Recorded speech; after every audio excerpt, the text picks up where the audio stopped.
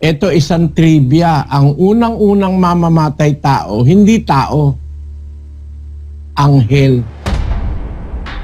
Is there any reason for an angel to be a murderer ng tao? May posibleng dahilan. Nasa Biblia, hindi inimbento yun ni Soriano. Nasa Biblia yun. Kaya, isa sa mga anghel na nagrebelde sa Diyos, ang target niya, ibagsak ang tao. Sapagkat si Satanas ang kauna-unahang mamamatay tao. Kaya nga lagi kong sinasabi sa inyo pag ang isang iglesia pumapatay ng kapwa, kahit baliktarin ninyo ang mundo, hindi ako naniniwalang sa Diyos ang iglesyang pumapatay ng kapwa-tao. Tandaan nyo mga kapatid. Kayo'y kumukonsinti ng mga mamamatay tao Tiyak na tiyak sa demonyo ang mamamatay tao. Yung nakasakay sa kabayong mapula, yon ang nag-alis ng kapayapaan sa isang pamilya para magpatayan ng pamilya.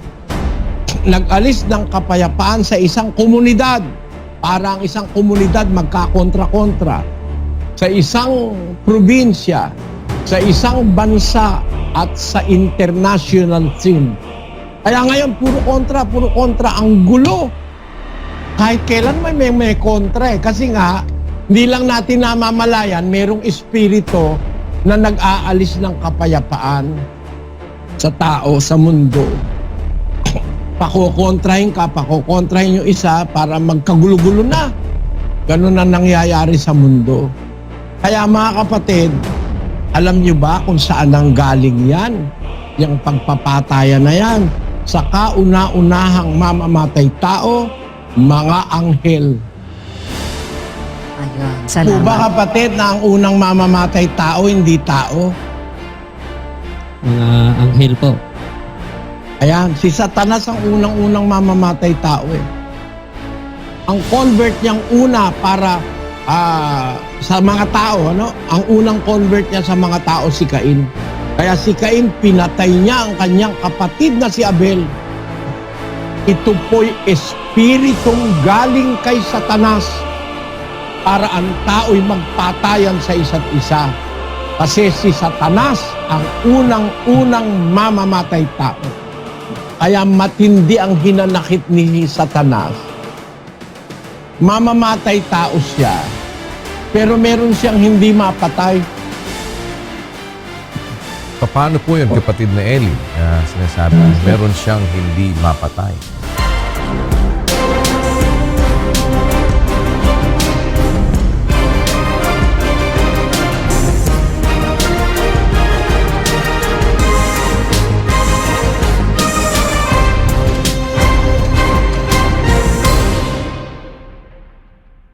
Muli ay makasama natin ang kapatid na Eli Soriano. Kapatid na Eli, magandang araw po sa inyo. Magandang araw sa inyong lahat mga kababayan, mga kapatid, sa lahat ng dako. Salamat po sa Diyos at tayo ay nagkakaroon ng ganitong pagkakataon. Bagaman sa ibang bansa yata ay pinigil na ang mga pagtitipon, salamat sa Pilipinas ay hindi naman ganyan ang sitwasyon. Tuloy po tayo sa ating gagawing Bible study. Nakita natin yung unang mangangabayo sa Apokalipsis. Yun po ay representasyon ng Antikristo. Hindi po si Kristo yon, gaya ng paniniwala ng mayor na mga relihiyon sa Pilipinas. Saksi ni Jehovah, Sabadista, Iglesia ni Manalo, Katoliko, at marami pang iba. Ang naniniwala na yung kabayong maputi sa Apokalipsis, ang nakasakay doon ay si Kristo. Napakalaki pong pagkakamali noon. Ngayon, para ipagpatuloy natin, makita nyo, magkaroon kayo ng pagpipilian. Kasi walang pagpipilian ng tao sa ating panahon Walang alternative. nagkokopyahan ng mga iba-ibang iglesia ng kanilang doktrina. Yung doktrina ng Trinidad, kinopya ng Protestante. Kinopya ng marami. No. So wala ka ng pagpipilian. Sa atin po, ang inio-offer ko sa inyo, hindi para piliin, kundi para tanggapin kasi yun ang nasa Biblia. Hindi po yun haka-haka, hindi yun kuro-kuro, hindi yun po ay napulot sa internet kagaya ng ibang nangangaral ngayon. At patutunayan po natin yan sa inyo at kayo man mapatunayan ninyo. Meron kayong Biblia, meron kayong pagkakataong magbasa, ngayon meron kayong pagkakataong magsulat, yung mga nakikinig sa internet, pwede naman nila ito na isulat. Meron nga, namumuntos lang okay lang, baka sakali mabuksan ng kaisipan ninyo, kung kayo talagang may kaloobang makadiyos, dapat aminin ninyo na hindi na ituro sa inyo ito ng pastor nyo. Kagaya noong kabayong maputi sa Apokalipsis. Napakalayo kay Kristo niyan. Kasi ang barkada niyan technicolor. Samantalang yung Kristo na kakabayong maputi, ang kanyang host ng mga ngabayo, puro lahat sila mapuputi. Yung palang makikita mo, magkaibang grupo yan ng mga ngabayo Yung nasa 19:14, ulitin nga natin, kapatid na Daniel. At ang mga hukbong nasa langit ay sumusunod sa kanya na mga nakasakay sa mga kabayong puti at nangararamtan ng mahalagang linong maputi at dalisay. Kristo ang sumusunod sa kanya ng mga mangangabayo, hukbong nasa langit. So ito hukbong makalangit, hindi makaimpyerno. At silang lahat nakasakay sa kabayong maputi, nararamtan ng mahalagang lino, maputi at dalisay. Samantalang yung nasa Kapitulo 6 na mangangabayong nakaputi rin, ang kasama hindi mga hukbong mapuputi rin. May pula, may kabayong maputla, may kabayong maitim. Doon pa lang makikita nyo na agad ang pagkakaiba Ngayon, kung itutuloy natin yung 15, kapatid na Daniel. At sa kaniyang bibig ay lumalabas ang isang tabak na matalas upang Si Kristo, ang tinutukoy dyan, lumalabas ang isang tabak na matalas sa kanyang bibig. Na pag-aralan na natin yan. Yang tabak na yan ay ang salita ng Diyos. Samantalang yung nakakabayong puti doon sa 6:2, ang hawak-hawak sa kamay, busog, an aro para pumatay. Ang Panginoong Hesus, ang kanyang daladalang sandata o armas, ay yung tabak na lumalabas sa kanyang bibig. Hindi naman ito literal na tabak, no? Ito tabak ng Espiritu, yung sinasabi dun sa Efeso, Kapitulo 6, versikulo 17.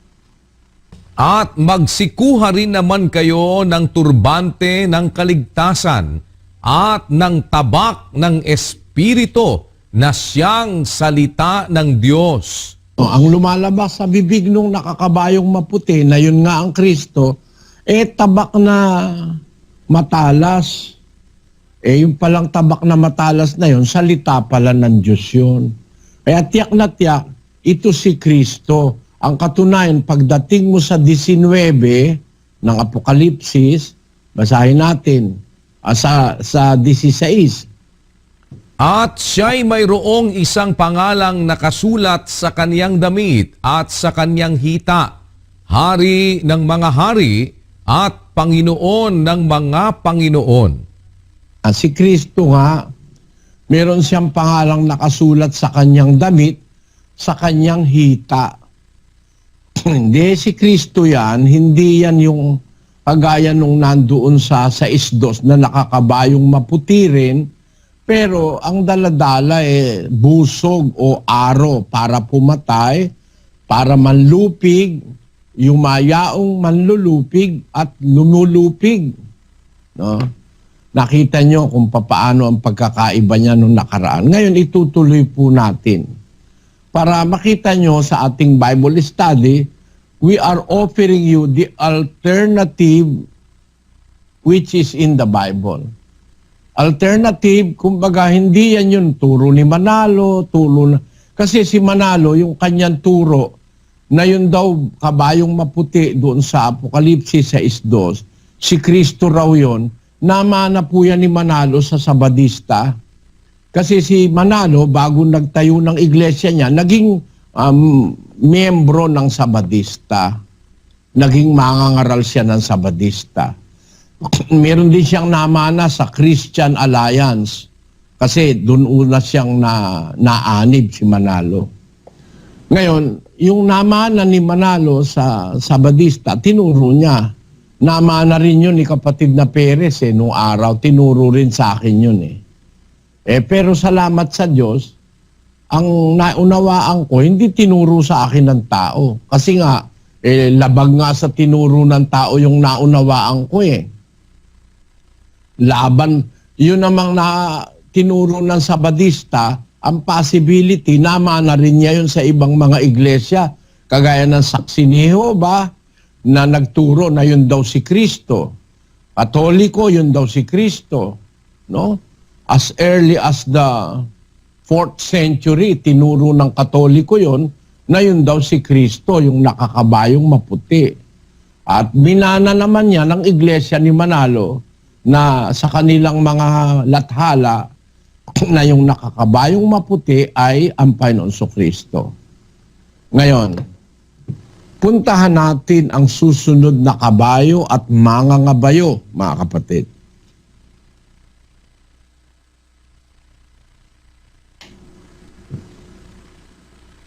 Sa Apokalipsis 6:3, At nang buksan niya ang ikalawang tatak, ay narinig ko sa ikalawang nilalang na buhay na sinasabi, "Halika." At may lumabas na ibang kabayo, na kabayong mapula, at ang nakasakay dito ay pinagkaloobang mag-ali sa lupa ng kapayapaan, at upang mangagpatayan ang isa't isa, at binigyan siya ng isang malaking tabak. Tanyo, ito ngayon. Ito po ang pag-usapan natin. Nung lumabas yung isa pang kabayo na nakita ni Juan sa Apokalipsis, ay isang kabayong mapula. Kabayong mapula. Pinagkaloobang, ang nakasakay dito, pinagkaloobang mag-alis sa lupa ng kapayapaan upang mangagpatayan ng isa't isa. Tingnan ninyo ito. Tiyak na tiyak masama itong nakasakay na ito sa kabayo At masamang kabayo rin yung sinasakyan nito. Kung nag-iisip po tayo, mga kapatid, ang kabayo nung panahon na yon, ang pinakamabilis na means of transportation. Ang pagsakay po sa kabayo ay ang pinakamabilis na paraan ng paglalakbay. Huwag niyong kakalimutan yon. Mamaya po kasi meron akong ipupunto sa inyo. Noong araw, naglalakbay ang tao, kamelyo, no? Maaring gumagamit si iba, baka, kalabaw. Si Santa Claus nga, ang ginagamit reindeer Ano? Kaya lang di siya pwede sa Pilipinas Tanong mo sa akin kung bakit, kapatid na Daniel. Bakit po, kapatid na Eli? Kasi wala namang yelo sa Pilipinas. Si Santa Claus kung maglakbay naka-sleigh. Diba? Sleigh. yung sasakyang dadaan sa yelo. Sa Pilipinas, meron release ng tren. Di rin pwede si Santa Claus doon.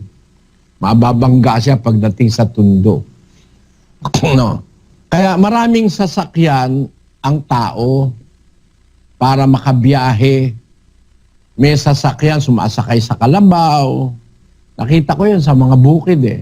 May sumasakay sa baka.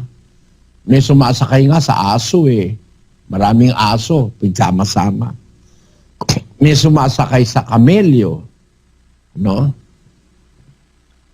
Merong sumasakay sa kabayo para ipakilala ang bilis to attain speed.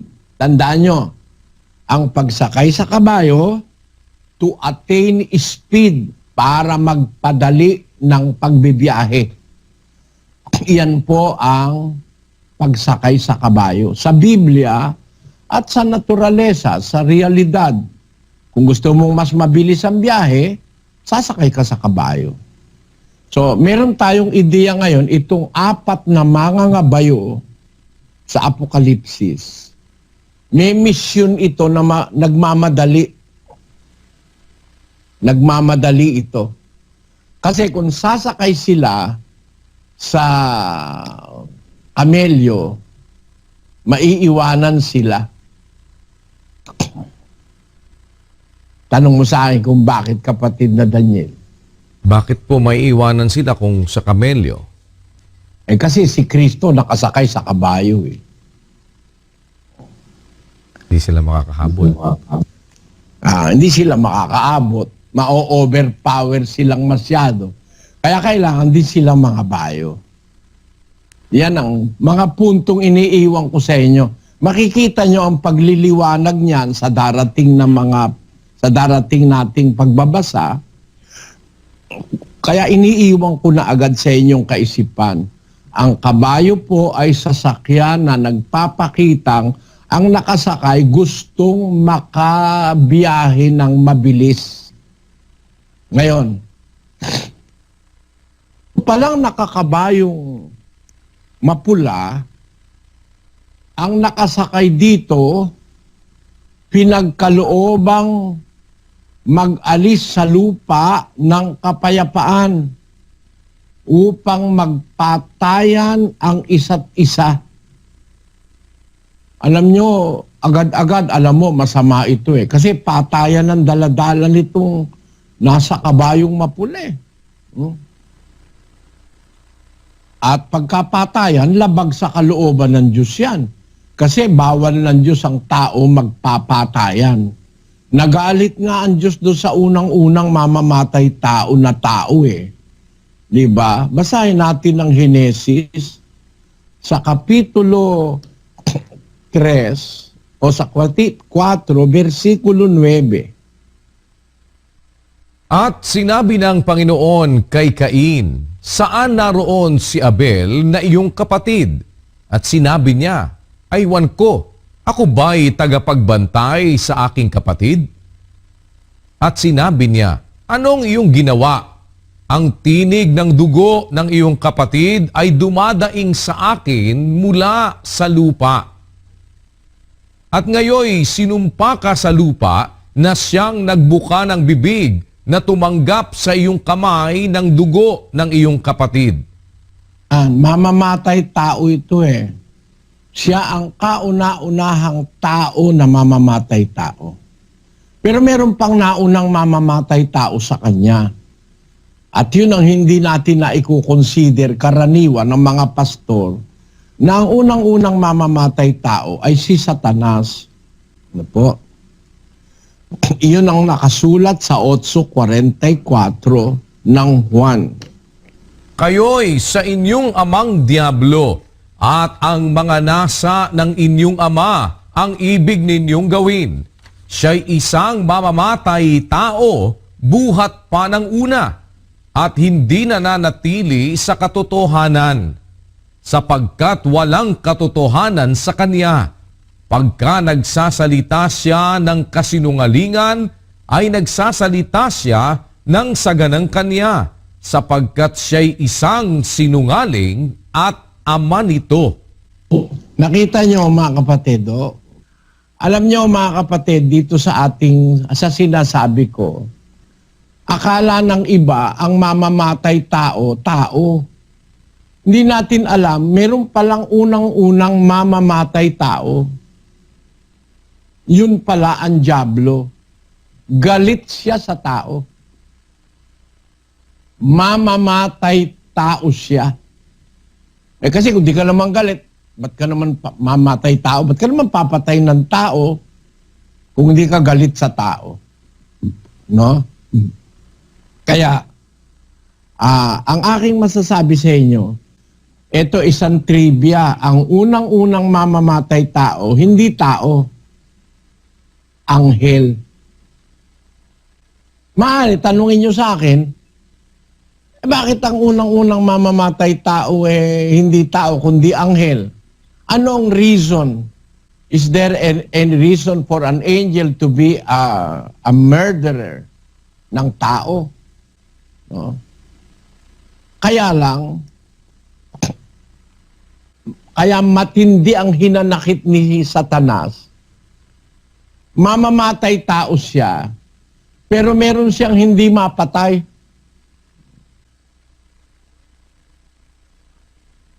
Naniniwala ka ba doon, kapatid na Daniel?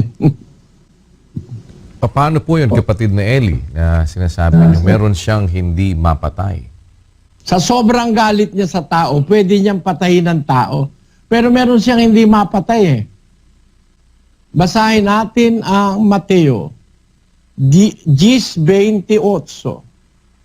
At huwag kayong mga takot sa mga nagsisipatay ng katawan, datapwat hindi nangakakapatay sa kaluluwa, kundi bagkus ang katakutan ninyo'y yaong makapupuksa sa kaluluwa at sa katawan sa impyerno. Ang dapat nating katakutan, yung po pwedeng pumuksa ng kaluluwa at katawan sa impyerno, ang Diyos yun. Ang Diyos lamang ang makakagawa nun na pumatay ng kaluluwa, pumuksa ng kaluluwa at ng katawan sa impyerno. Ayan. O, ito ba narinig nyo na doon sa pastor nyo? Sa iglesia ni Manalo, narinig mo na ba to, Mr. Tayag, na ang unang mamamatay tao, hindi tao, anghel. So, delikado ka dahil yung puno mo, anghel din yan .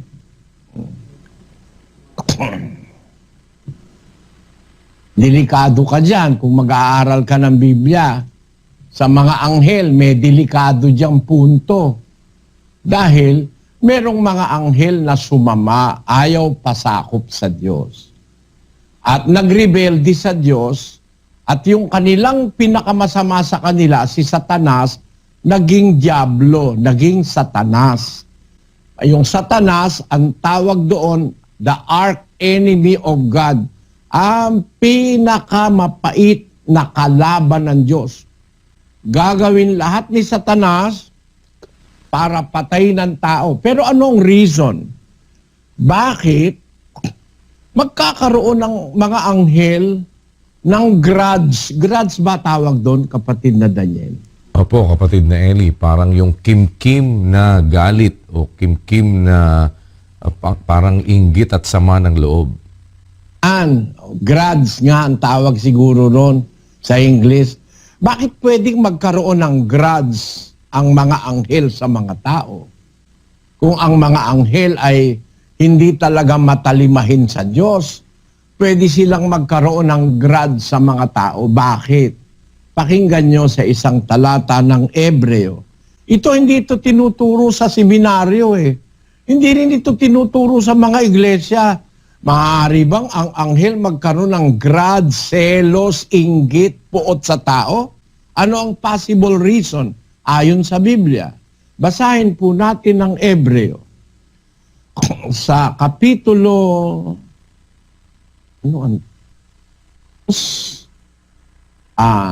versikulo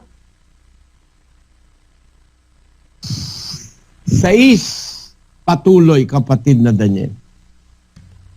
Ngunit pinatunayan ng isa sa isang dako na sinasabi, ano ang tao upang siya'y iyong alalahanin o ang anak ng tao upang siya'y iyong dalawin?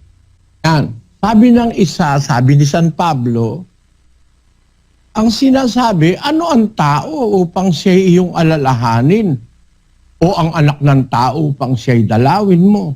Sabi sa Diyos, ano? Ano ba ang tao? Ano ba halaga ng tao? Ano ba ang tao? Itaas nga natin sa 5, kapatid na Daniel. Sapagkat hindi niya ipinasakop sa mga anghel ang sanglibutang darating na siya naming isinasaysay. Muna, yung palang mga anghel nalimitahan ang power. Bakit? Sabi ni San Pablo, hindi niya ipinasakop sa mga anghel ang sanlibutang darating na siya naming isinasaysay. Meron palang sanlibutang darating na itinuturo ang mga apostol gaya ni Pablo. Pero ay pinagpauna na po ni Pablo na yung sanlibutang darating, hindi nasasakop yun ng mga anghel. Na yung sanlibutang darating na yon ang siya naming isinasaysay. Bakit po ang mga apostol nagsasaysay ng sanlibutang darating? Bakit po nagsasaysay sila ng sanlibutang darating? Na ayon sa kanila ay hindi ipinasakop ng Diyos sa mga anghel. Babasa po tayo sa Mateo Kapitulo 12. Ganito ang ating mababasa. Kung ba't hindi ipinasakop ng Diyos sa mga anghel ang sanlibutang darating? Bakit ni pinangangaral ng mga apostol ang sanlibutang darating? Basahin muna natin ang Marcos 10:29. 29 ba?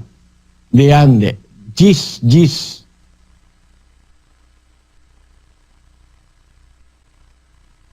Teka, ako na nga ang titingin sa Biblia.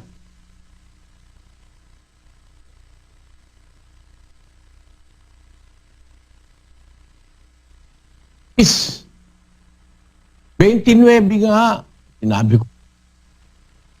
Sinabi ni Jesus, katotohanang sinasabi ko sa inyo, walang taong nag-iwan ng bahay o mga kapatid na lalaki o mga kapatid na babae o ina o ama o mga anak o mga lupa dahil sa akin at dahil sa Ebanghelyo na hindi siya tatanggap ng tig-100 ngayon sa panahong ito ng mga bahay at mga kapatid na lalaki at mga kapatid na babae, at mga ina, at mga anak, at mga lupa, kalakip ng mga pag-uusig, at sa sanglibutang darating ay nang walang hanggang buhay.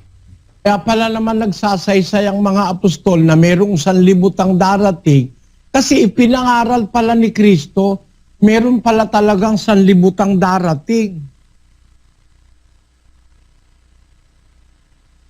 Mag-isip po kayo mga kapatid, may sanlibutang darating. Ang sabi ng talata sa Biblia, hindi ipapasakop ng Diyos sa mga anghel yung sanlibutang darating.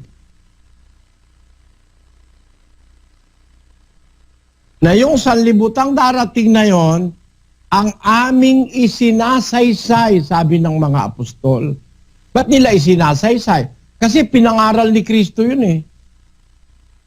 At ang anumang pangaral ni Kristo, kailangan ipangaral ng mga apostol na mayroong sanlibutang darating. Kung pag-aaralan nyo yung talata, pakinggan nyo ako mga kapatid, babasahin ko po. Sinasabi ko sa inyo, sabi ng Panginoon Kristo, walang taong nag-iwan ng bahay. Parang si Pedro, nung tawagin si Pedro ni Kristo, iniwan ng bangka. Saka ng kanyang kapatid na si Andres. Iniwan pati bahay niya kasi sumama nga kay Kristo eh. Ang sagot ni Kristo kay Pedro sa talatang ito, sabi kasi ni Pedro, Panginoon, iniwan namin ang lahat para sumunod sa iyo. 10:28, kapatid na Daniel. Si Pedro ay nagpasimulang magsabi sa kanya, narito, iniwan namin ang lahat at nagsisunod sa iyo. At iniwan ko, sabi ni Pedro, ni Andres, kasi pati bangka nila, hanap buhay nila, iniwan nila eh. Siguro pati asawa nga nila, iniwan nga nila eh. Diba? Siyempre, para mangaral ka, kasunod mo si Kristo, mapapabayaan mo misis mo. Maliban na lang kung hahabol-habol sa likod. No? Sabi ni Pedro sa kanya, Panginoon, iniwan namin lahat, nagsisunod kami sa iyo. Sagot ni Kristo, katotohanang sinasabi ko sa inyo, walang taong nag-iwan ng bahay, o mga kapatid na lalaki, o mga kapatid na babae, o ina, o ama, o mga anak, o mga lupa, dahil sa akin at dahil sa Ebanghelyo, na hindi siya tatanggap ng tig-iisang daan ngayon sa panahong ito, dito sa sanlibutan ito. Tatanggap na siya, meron ka na agad reward dito sa sanlibutan ito. Tatanggap ka na ng ganti na 100 bahay, mga kapatid na lalaki, kapatid na... napatunayan ko ito eh. Nung mangaral kasi ako sa Pampanga, 1968, kami taga-Pasay. Iniwanan ko yung magulang ko sa Pasay at saka mga kapatid ko. Ang Pampanga mga umigit kumulang mula sa Pasay, mga 100 kilometro yun eh. Malayo ako sa mga magulang ko dahil naatasan akong mangaral. Nangangaral ako doon sa Pampanga. Kuminsan hindi na ako naghahapunan kasi nag-iisa lang ako, pagod na ako. Pagkatapos kong mangaral, maglalakad ako ng 9 kilometro. Mag-isa lang naman ako, ayoko nang pagod na ako, ayoko nang magsaing, ayoko nang magluto. Minsan di ako naghahapunan. Salamat sa Diyos pagka mayroong kapatid na nakaalaala, nagdala ng nilagang itlog, yun ang hapunan ko. 2 nilagang itlog at saka isang boting Royal True Orange. No? Naranasan ko yun na naiwan ko ang aking bahay, magulang, mga kapatid. Naging mag-isa ako doon, wala akong kamag-anak.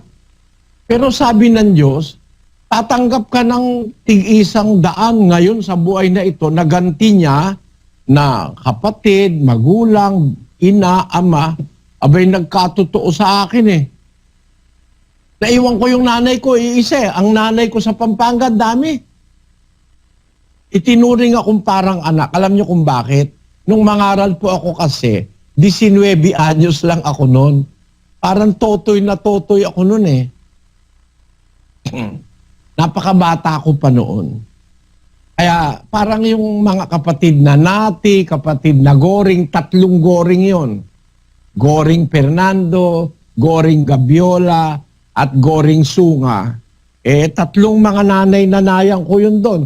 Yung kapatid na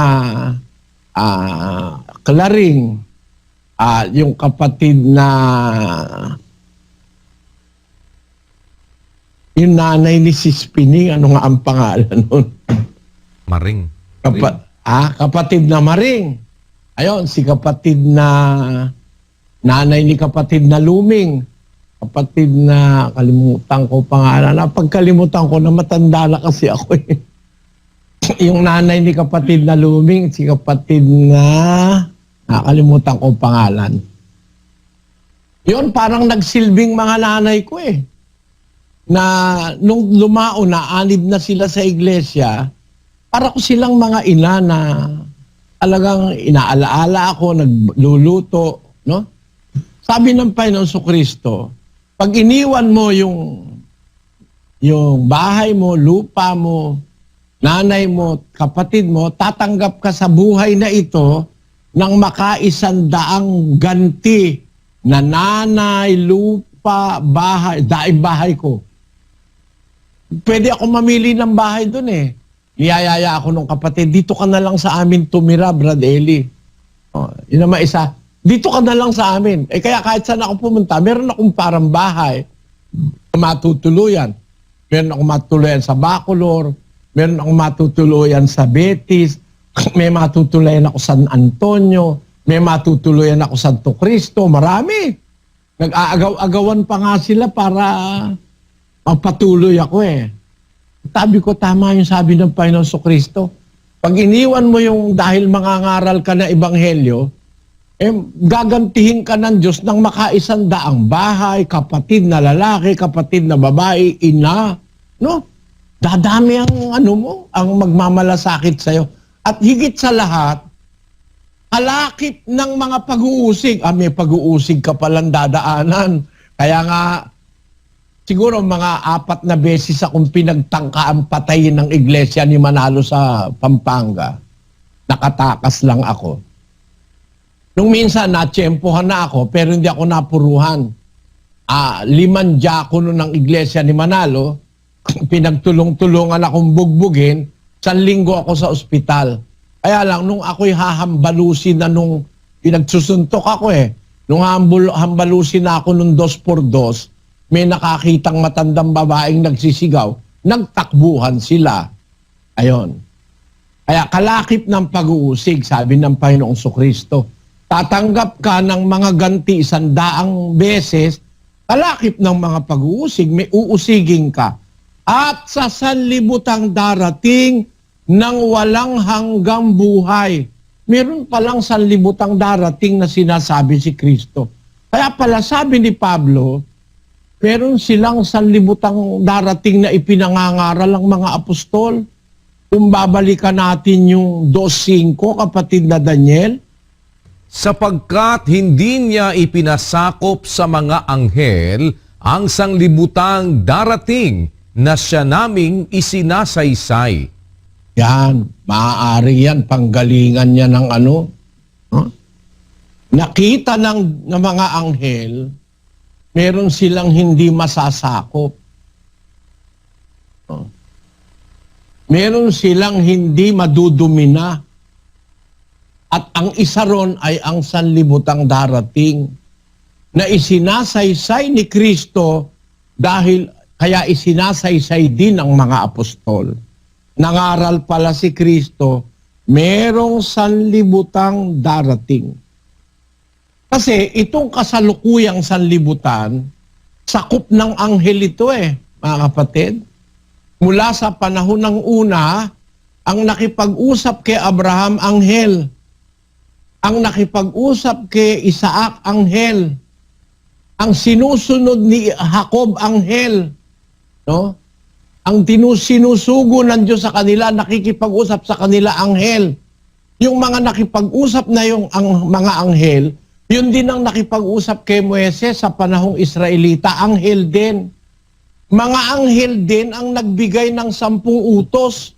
No? Ayon doon sa 7:53 ng Gawa. Pakinggan nyo. Kayo na nagsitanggap ng kautusan ayon sa pangangasiwa ng mga anghel at hindi ninyo ginanap. Ang sabi ng mga alagad sa mga Israelita, kayo tumanggap kayo ng kautusan sa pangangasiwa ng mga anghel, hindi nyo ginanap. Talaga yung mga anghel noon ang nangangasiwa sa mga tao nung umpisa. Kaya lang, alam ng mga anghel na yung sanlibutang darating, hindi na sila makakasakop doon. Yan. Ngayon, para patunayan na yung itong sanlibutang kasalukuyan, maraming nakakasakop ng mga anghel sa tao. Mula pa nung panahon ni Moises, panahon ng mga patriarka, mga anghel yan. Basahin natin ang 6:2 ng Exodo. Pakinggan nyo. At ang Diyos ay nagsalita kay Moises at nagsabi sa kanya, ako'y ang Panginoon. At ako'y napakita kay Abraham, kay Isaac, at kay Jacob na Diyos na makapangyarihan sa lahat. Ngunit sa pamamagitan ng aking pangalang Panginoon, noon ay hindi ako napakilala sa kanila. Kita nyo ito palang nagpakilalang Diyos kay Moises, kay Abraham, kay Isaac at kay Jacob, hindi pala nagpakilala ng buo sa kanila. Basahin natin ito. Baka meron duda kayo. Ito, Mr. Tayag ng Iglesia ni Manalo. Hindi mo pa ito naririnig kay Manalo, tinitiyak ko sa iyo. Basahin natin ito sa lahat ng Biblia na umpisahan natin sa 6:2 ng Exodo sa English, kapatid na Daniel. And God spoke unto Moses and said unto him, I am the Lord. And I appeared unto Abraham, and to Isaac, and unto Jacob, by the name of God Almighty. But by my name, Jehovah, was I not known to them. Sa pamamagitan ng pangalan kong Panginoon, dapat yan, hindi Jehovah Mali yan translation Sa pamamagitan ng pangalan kong Panginoon, noon ay hindi ako napakilala sa kanila. Meron siyang kalagayang hindi niya ipinagtapat kay Abraham, kay Isaac at kay Jacob. At ngayon naman ang kausap niya si Moises. Sino ba ito nakipag-usap kay Abraham, kay Isaac at kay Jacob? At kay Moises, sino ba ito? Basahin natin sa paliwanag ni San Esteban sa 7:37, authority ng bagong tipan itong nagsasalita. Ito po ang nakasulat. Ito'y yaong Moises na nagsabi sa mga anak ni Israel, palilitawin ng Diyos sa inyo ang isang propeta na gaya ko mula sa inyong mga kapatid. Ito'y yaong naroon sa iglesia sa ilang na kasama ang anghel na nagsalita sa kanya sa bundok ng Sinai. At kasama ang ating mga magulang na siyang nagsitanggap ng mga aral na buhay upang ibigay sa atin. Ito pa lang si Moises, ang nagsalita pala sa kanya sa Sinai, anghel, hindi talaga mismo yung ama. Anghel yung nagsalita sa kanya. Hindi yun ang Diyos na makapangyarihan sa lahat na nagsasalita. Ang nagsasalita, anghel na ginagamit ng ama. Yan. So solve na tayo, mga kapatid. Yung nakipag-usap kay Abraham, kay Isaac, kay Jacob, anghel yon. Napakahaba kasi pagka iisa-isahin ko sa inyo. Nakipag-usap siya kay Abraham nung susunugin yung Sodom at Gomora. Kung babasahin ko yun, medya ora yun Nagkaroon sila ng usapan ni Abraham. Tapos, nakipag-usap siya kay Isaac, yung anghel na yon. Siya rin yung nakipag-usap kay Jacob. No? Siya rin yung nakipag-usap kay Moises. Anghel pala siya. Hindi pala siya yung makapangyarihang sa lahat na Diyos. No? Yan ang tandaan nyo, mga kapatid. Walang makakatutol dyan. Pag natutulan yan, papuputol ko yung pwedeng ipaputol sa akin. Kung gusto nyo, liig ko, putulin nyo pag natutulan niya ng mga pastor na ang nagsalita kay Moises, kay Abraham, kay Isaac, kay Jacob ay mga anghel. Ang nagbigay ng 10 utos sa bundok ng Sinai, mga anghel ayon sa authority ng bagong tipan. Ngayon, so nung unang panahon, completely, ang sanlibutan sakop ng mga anghel. Pero merong deklarasyon na sinabi na nakapauna, merong deklarasyon doon sa Hebreo. Ang sabi ni Pablo, ano ang tao upang siya'y iyong alalahanin? O ang anak ng tao upang siya'y iyong dalawin? Siya'y ginawa mong mababa ng kaunti kaysa mga anghel. Ang Diyos pala, ginawa niya pala ang tao, mababang konti sa anghel. Kayo huwag kayong malilito mga kapatid. Ang tao, ginawa ng Diyos na mababa kaysa anghel. Tapos, siya'y pinutungan mo ng kaluwalhatian at ng karangalan. Siya inilagay mo sa ibabaw ng mga gawa ng iyong mga kamay. Abay, ang tao pala'y ginawang mababa kaysa anghel ng kaunti lang. Pero inilagay naman sa ibabaw ng gawa ng kanyang kamay. Abay, ang anghel ay gawa rin ng kamay ng Diyos. Abay, mas mataas ang tao sa anghel. Huwag kayong malilito mga kapatid. Sa anong sentido, sa anong kahulugan, ang tao ginawang mababa ng kaunti sa anghel? At sa anong kahulugan naman na ang tao mataas sa anghel? Yan. Ito ba narinig nyo na kay Manalo? Narinig nyo na ba ito sa pare? Mahiwaga ito eh. Ginawa ng Diyos ang tao kaunting mababa kaysa anghel. Pero, inilagay naman niya ang tao sa ibabaw ng gawa ng kanyang mga kamay. Pinutungan niya ang tao ng kaluwalhatian at ng karangalan. Two contrasting declarations kung hindi mo naintindihan. Pero pag naintindihan mo, napakaliwanag nito. Eto.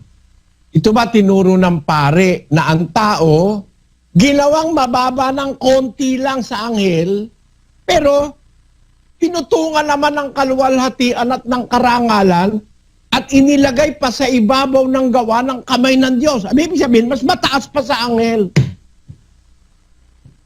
Ito lang malaking problema ito ng mga mangangaral Hindi ba malaking problema ito? Paano naman yung mababa ng kaunti? Mas mataas pala. Sa anong sentido mababa ng kaunti sa anghel ang mga tao? Sa anong sentido? Pakinggan nyo. Sa isang talata ko itutuloy natin sa 8. Inilagay mo ang lahat ng mga bagay sa pagsuko sa ilalim ng kanyang mga paa, sapagkat nang pasukuin niya ang lahat ng mga bagay sa kanya, ay wala siyang iniwan na di sumuko sa kanya. Ngunit ngayon ay hindi pa natin nakikitang sumuko sa kanya ang lahat ng mga bagay. Nutukoy ni Pablo ay ang anak ng tao na si Kristo. Sabi niya, inilagay mo lahat ng bagay sa pagsuko sa ilalim ng kanyang mga paa. Sapagkat nang pasukuin niya ng Diyos ang lahat ng bagay sa kanya, wala siyang iniwan na di sumuko sa kanya kay Kristo. Ngunit ngayon, hindi pa natin nakikitang sumuko sa kanya lahat ng mga bagay. Sa 9, kundi nakikita natin ang ginawang mababa ng kaunti kaysa mga anghel sa makatwid bagay si Jesus, na dahil sa pagbata ng kamatayan, pinutungan ng kaluwalhati at karangalan upang sa pamamagitan ng biyaya ng Diyos, lasapin niya ang kamatayan dahil sa bawat tao. Kaya pala yung sintidong ginawang mababa ng kaunti kaysa anghel. Kasi, kagaya ni Kristo na nagkatawan tao, nakaranas siya ng kamatayan Ang anghel kasi hindi namamatay. Si Kristo, nang magkatawan tao, nakaranas ng kamatayan. Kaya sabi ni Pablo, nakikita natin ang ginawang mababa ng kaunti kaysa mga anghel, sa makatwid ay si Jesus na dahil sa pagbata ng kamatayan. Kasi ang anghel di namamatay No? Basahin natin ang 20:36 ng Lucas. Pakinggan nyo. Sapagkat hindi na sila maaaring mga matay pa, sapagkat kahalintulad na sila ng mga anghel, at sila'y mga anak ng Diyos, palibhasa'y mga anak ng pagkabuhay na mag-uli. Ang mga anghel pala, hindi na mamamatay. Kaya yung maliligtas, magiging dapat sa Diyos, hindi na sila maaaring mamatay pa. Katulad na sila ng mga anghel. Kasi ang mga anghel, di nga namamatay. Ang tao, makakaranas ng kamatayan. Kaya ang tao, ginawang mababa ng kaunti sa mga anghel, kagaya ni Jesus. Ginawa siyang mababa ng kaunti sa mga anghel kasi nakaranas siya ng kamatayan. Pero, pinutungan naman siya ng kaluwalhatian at ng karangalan. No?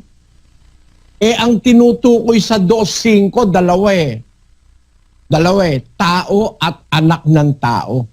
No? Sa 2:6, pakibasa mo uli, kapatid na Daniel. Ngunit pinatunayan ng isa sa isang dako na sinasabi, ano ang tao upang siya'y iyong alalahanin o ang anak ng tao upang siya'y iyong dalawin? Siya'y ginawa mong mababa ng kaunti kaysa mga anghel. Kita nyo? Ang tinutukoy na ginawang mababa ng kaunti sa mga anghel ay ang tao at ang anak ng tao. Na yung anak ng tao, si Jesus. Bakit siya mababa ng kaunti sa anghel? Kasi nakaranas siya ng kamatayan. Pero mataas siya kaysa sa mga anghel. Bakit mataas siya kaysa sa mga anghel? 1:5-6 ng Ebreo. Pakinggan nyo.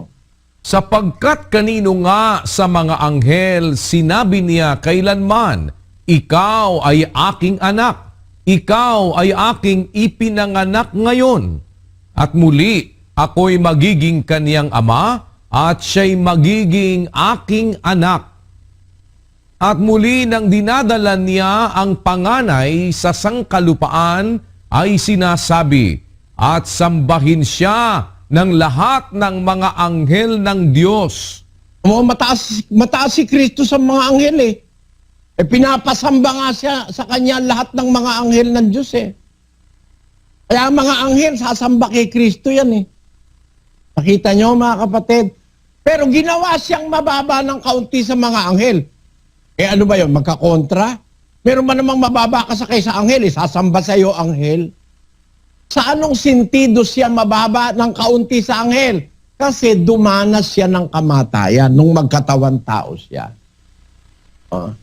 Pero sa talagang reality, mataas siya kaysa sa lahat ng anghel. Kukuha mo yung kapatid na Daniel? Opo, kapatid na Eli. Dahil yun po ang anak ng Diyos at kagaya ng binasa ninyo kanina sa amin, yung nasa 1:5, kanino nga sa mga anghel sinabi niya, kailanman ikaw ay aking anak, ikaw ay aking ipinanganak ngayon. At sinabi niya kay Kristo na sambahin siya ng lahat ng mga anghel ng Diyos. Di mataas siya kaysa sa lahat ng anghel. Ba't nababasang ginawa siyang mababa ng kaunti sa mga anghel? Kasi nakaranas siya ng kamatayan. Gaya rin naman nating mga tao. Tayong mga tao, mababa rin tayo sa mga anghel sa sentido na tayo po ay makakaranas ng kamatayan. Pero, sa talagang totoo, idinistino ng Diyos ang tao mas mataas kaysa anghel. Eto, hindi naman tinuturo ito ni Manalo eh. Naituro ba sa inyo ito, mga iglesia ni Kristo? Na ang tao mas mataas kaysa sa mga anghel? Sa talagang karangalan at kaluwalhatian, itinakda ng Diyos ang taong maging nasa ibabaw ng gawa ng kamay ng Diyos. Mataas pa kaysa anghel. Ngayon, meron bang karapatan? Meron bang reason para magkaroon ng grudge ang mga anghel sa mga tao? Kapatid na Daniel? Meron po, kapatid na Eli, dahil sa mas mataas ang posisyon ng tao kung ang pag-uusapan ay yun pong inihahanay ninyong mga katwiran sa Biblia na siya'y inilagay sa ibabaw ng mga gawa ng iyong mga kamay. Ginawa siyang mababa ng kaunti sa mga anghel dahil meron po siyang kamatayan. Pero siya po in reality ay pinag-ukulan ng Diyos ng kaluwalhatian at ng karangalan. At yun po ang isang maaaring maging dahilan kung bakit maaaring magkaroon ng parang masasabing inggit o para bang bagay na titignan niyang nakakalamang sa kanya. Kaya maaari po siyang magkaroon ng grudge dahil parang siya'y nalamangan sa isang bahagi, kapatid na Eli. Yan. Ngayon, para patunayan natin na talagang ang takda ng Diyos hindi ang mga anghel ang nasa ibabaw ng kanyang gawa ng kanyang kamay, kundi ang tao at ang anak ng tao na si ang Panginoon Kristo, mas makatataas kaysa sa mga anghel. Para patunayan yan, doon sa 6:1 ng unang Korinto. Pakinggan nyo. Nangangahas baga ang sino man sa inyo kung mayroong anumang bagay laban sa iba na siya'y magsakdal sa harapan ng mga liko at hindi sa harapan ng mga banal? O hindi ba ganinyo nalalaman na ang mga banal ay magsisihatol sa sanglibutan? At kung ang sanglibutan ay hahatulan ninyo, hindi kaya baga dapat magsihatol kayo sa mga bagay na pinakamaliit? Hindi ba ganinyo nalalaman na ating hahatulan ang mga anghel? Gaano pa kaya ang mga bagay na nauukol sa buhay na ito? Kanyo, yung katotohanan na yan, tinuro ba yan sa iglesia ni Manalo? Na hahatulan ng tao ang mga anghel? Sinong tao ang hahatol sa mga anghel? Yung mga banal, yung mga lingkod ng Diyos. Di nyo ba alam, hahatulan natin ang mga anghel? Ang mga anghel pala, darating ang panahon, may masasakop ng tao. Hahatulan mo paano namang yun hahatulan mo kung di mo masasakop. Siyempre, nasasakop ng humahatol yung hinahatulan. Dadating pala ang panahon, hahatulan ng mga banal na lingkod ng Diyos na mga tao, hahatulan nila ang mga anghel. No? Kailan mangyayari na ang mga taong banal hahatol sa mga anghel? Kailan mangyayari yon? 24 ng Apokalipsis, pakinggan nyo. At nakakita ako ng mga luklukan at may mga nagsisiluklok sa mga ito. Sila'y pinagkalooban ng paghatol. At nakita ko ang mga kaluluwa ng mga pinugutan ng ulo dahil sa patotoo ni Jesus at dahil sa salita ng Diyos at ang mga hindi sumamba sa hayop o sa kanyang larawan man at hindi tumanggap ng tanda sa kanilang noo at sa kanilang kamay. At sila'y nangabuhay at nagsipagharing kasama ni Kristo sa loob ng 1,000 taon. Aba, meron pa lang ang mga taong hahatol. Nakita ni Juan, mga luklukan. At yung mga nakalukluk doon sa luklukan, pinagkalooban ng paghatol. Kailan sila hahatol? Pagkatapos na mabuhay nila sa mga patay, hahatulan nila ang mga tao, ang mga anghel, sa loob ng 1,000 taon. Yung darating na 1,000 taon,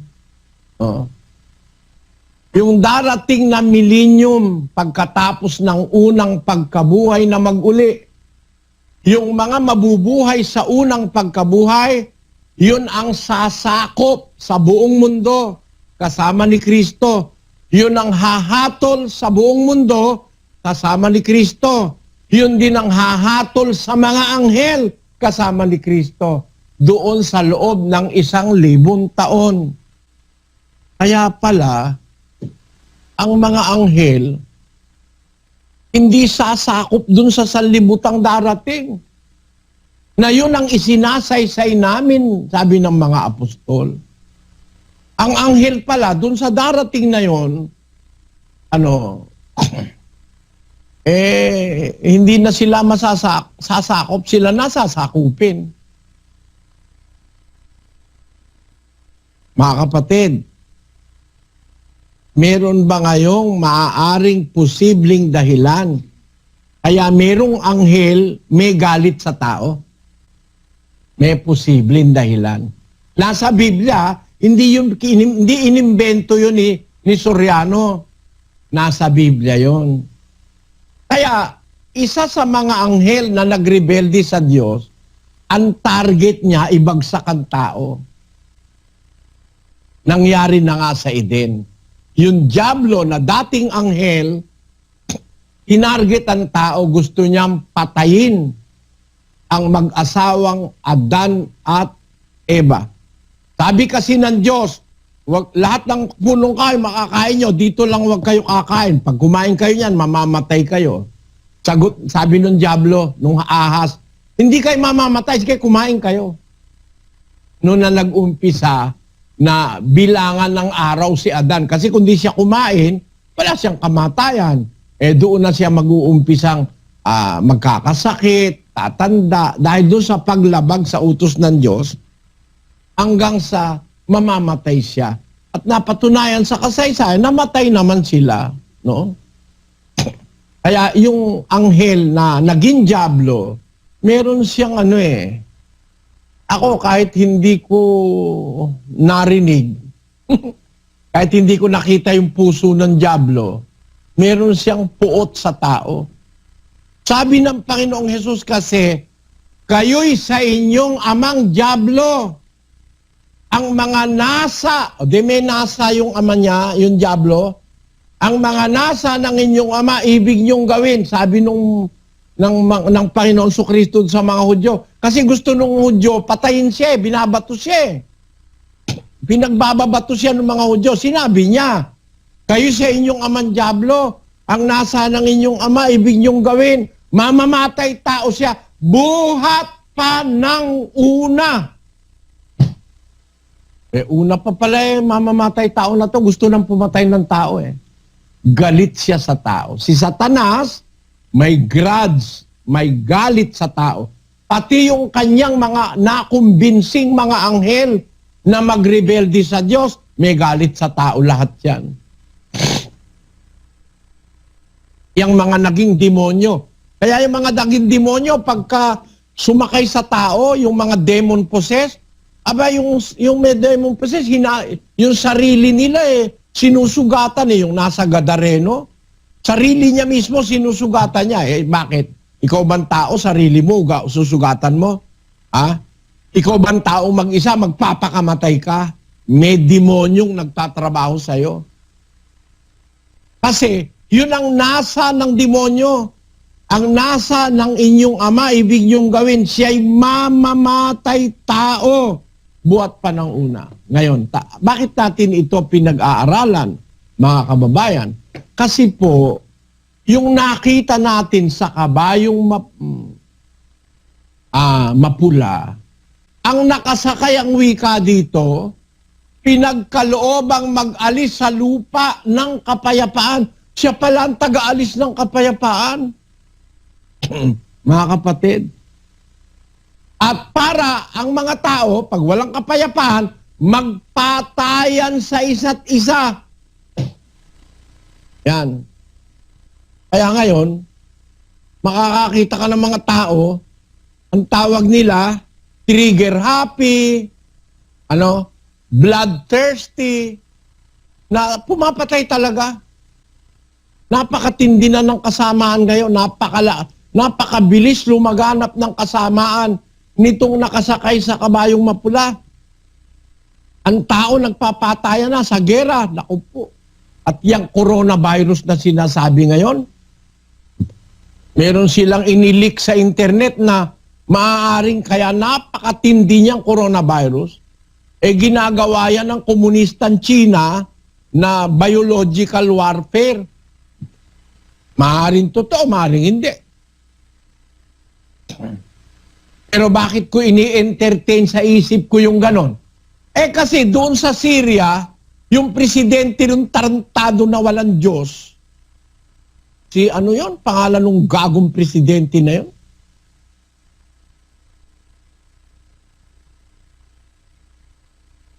Ang kanya mismong tauhan, hinuhulugan ng tinatawag na nerve gas. Nangingisay na lang yung mga kontra sa kanya, nangingisay. Pero hindi nila tinatanggap. Siyempre, tatanggapin mo ba yan? Eh si Idi Amin din presidente rin yun Pinapatay yung mga sariling tao niya pagka-kontra sa kanya Hindi naman kayo lalayo, dito lang sa atin Pero mga politiko, para pag kumontra ka sa kanya, papatayin ka O ano ba nangyari dun sa 44 na mga sundalo ng SAP 44, tinatawag nila. Di ba ipinapatayan ng mga politiko na ayaw maalis sa pwesto? Yun ang nangyari doon sa Syria Kaya ang tao ngayon, talagang mamamatay tao ang marami kasi may demonyong nakasakay, may espiritu ni Satanas sapagkat si Satanas ang kauna-unahang mamamatay tao. Kaya nga lagi kong sinasabi sa inyo pag ang isang iglesia pumapatay ng kapwa, kahit baliktarin ninyo ang mundo, hindi ako naniniwalang sa Diyos ang iglesyang pumapatay ng kapwa-tao. Tandaan nyo, mga kapatid.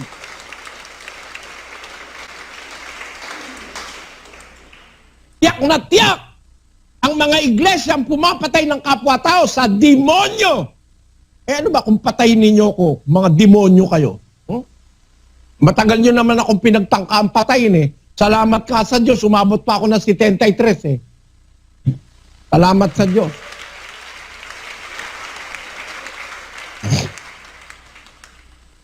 Di ba talagang pumapatay kayo ng tao? Itanggi nyo. Sino ang pumatay kay Marcos Mataron na kapatid natin? Yung isa nating ministro. Pinatay. Diyan sa San Simon. Inubusan ng bala ulo. Sino ba pumatay? Sino pumatay sa 5 estudyante ng PUP na itinapon sa Ilog Pasig, mga Katoliko, na kaaway sa basketball ng Iglesia ni Manalo? Sino pumatay doon? O di ba mga diakono rin ang pumatay? Para ngayon sabihin nyo sa akin, yung iglesia nyo, totoo. Ay, baliktarin mo langit at lupa. Hindi ako maniniwalang totoo yung iglesia mo. Kayo'y kumukonsinti ng mga mamamatay tao Tiyak na tiyak sa demonyo ang mamamatay tao. Meron pa ba kayong duda na kayo sa demonyo? Kung meron pa kayo, ako walang kaduda-duda, mamamatay tao. Sa demonyo ka kasi. Ang iglesia mo hindi totoo. Lahat ng iglesia ang pumapatay ng tao. Pagkontra sa kanila, sa demonyo yan. Baka tanungin nyo, meron ba Brad Elig pumapatay ng iglesia ng kapwa-tao? Meron. Mormons, meron. Diba? Pinapatay nila yung pag hindi nila nung araw. Nung hindi pa natutuklasan yung doktrina nila ng blood atonement, pumapatay sila ng mga miyembro nila na pag ayaw na sa kanila, papatay na nila. Baka hindi nyo alam, Iglesia Katolika ba, pumapatay ng kapwa? Pakinggan natin ang Papa sa Roma. Wag ako.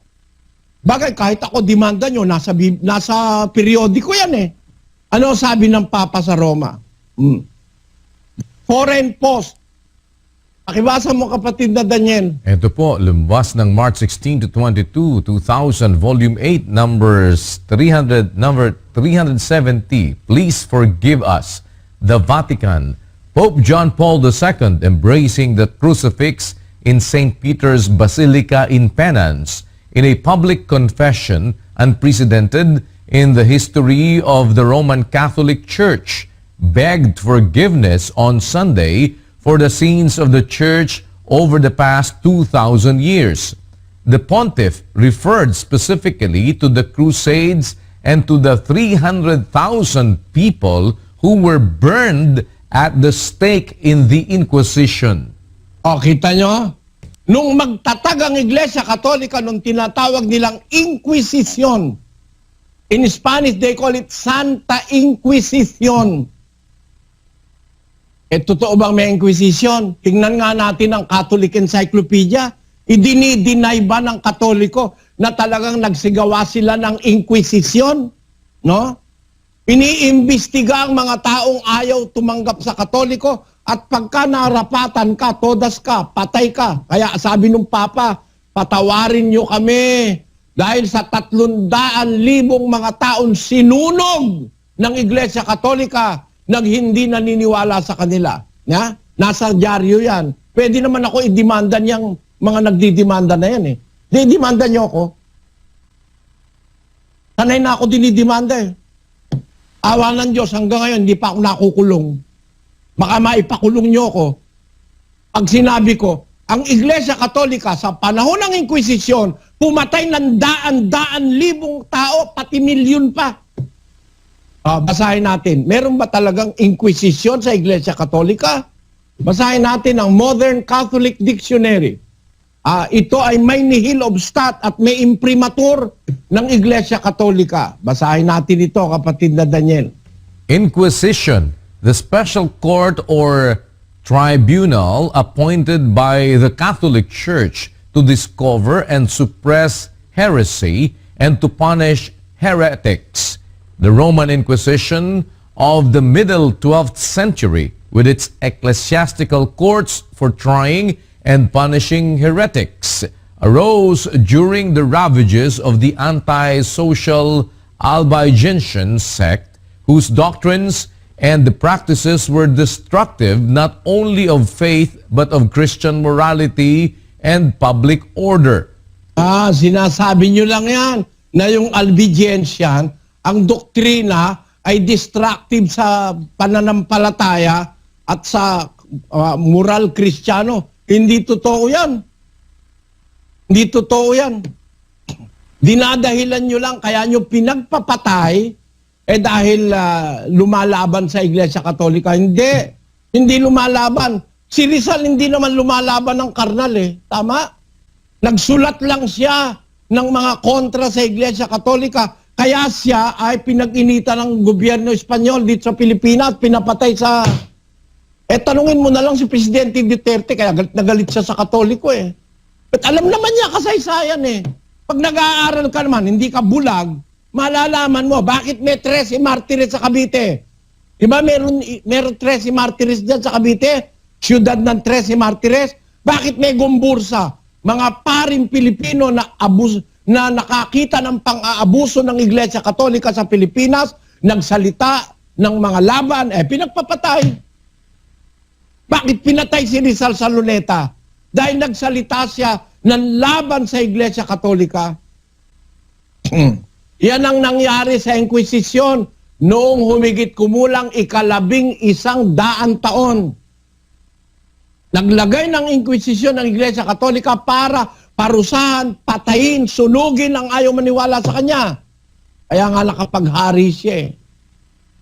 Sa buong mundo eh. Halos nakapaghari ang Iglesia Katolika. Sasabihin nyo ngayon sa akin, yung Iglesia na yan, totoo. Mga kapatid, mag-isip-isip kayo. Sabi ni Kristo, kayo'y sa inyong amang dyablo. Ang mga nasa ng inyong amang ibig nyong gawin, siya'y mamamatay tao. Tingnan nyo ngayon. Hindi ba yung nakasakay sa kabayong mapula na nag-alis ng kapayapaan sa lupa para ang tao magpatayan ng magpatayan? Hindi ba yan palaganap ng palaganap? Nakakabayo yan eh. From country to country, no? Yun ang sinasabi ng pasyon. Hindi nyo lang binabasa Biblia, hindi nyo binabasa pasyon eh. Huwag kayong magagalit yung mga galit sa akin, ano? Sabi sa pasyon, itong sukaban at lilo, magdarayang walang toto, kalupit-lupit na tao, kampo ng mga demonyo, ang pangalay Antikristo. Meron palang kampo ng mga demonyo, kalupit-lupit na tao, magdaraya, walang toto, walang patawad, magdaya ito. Kampo ng mga demonyo, ang pangalan ay Antikristo. No? At yung Antikristo, mangangabayo yan. Sa pasyon. Nasa Biblia, nasa pasyon din. Kinopya ni Padre Mariano Pilapil. Ito. Ito ang siyang nakita ni San Juan na nagbadya sa apokalipsis niya ng panahong unang-una, hayop nawa lang kapara. Sino yung hayop na yan? Antikristo. Ilagay mo doon sa mga ngabayo yan eh. Ilagay mo doon.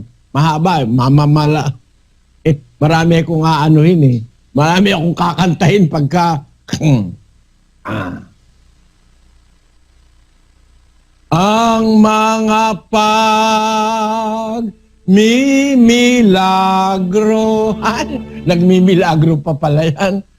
Tutulungan ng demonyo. Siya ay magkakabayo.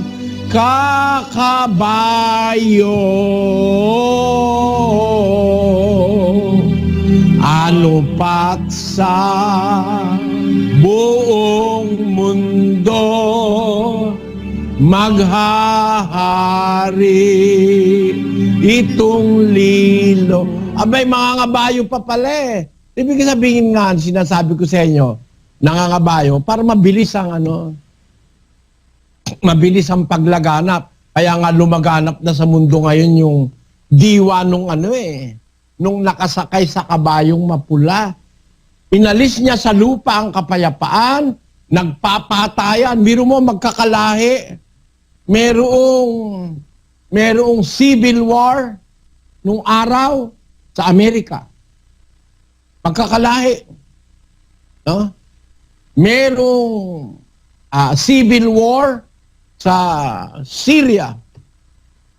Merong civil war dito sa atin, may war din eh. Sa Pilipinas. North kontra South. Tapos North kontra NPA. Walang kapayapaan. Lagi na lang silang may tutol. Yung mga NPA, laging may tutol yan sa gobyerno. Mula pa nung bata pa ako, dinatnang kong presidente, si Macapagal, isip na ako nun eh.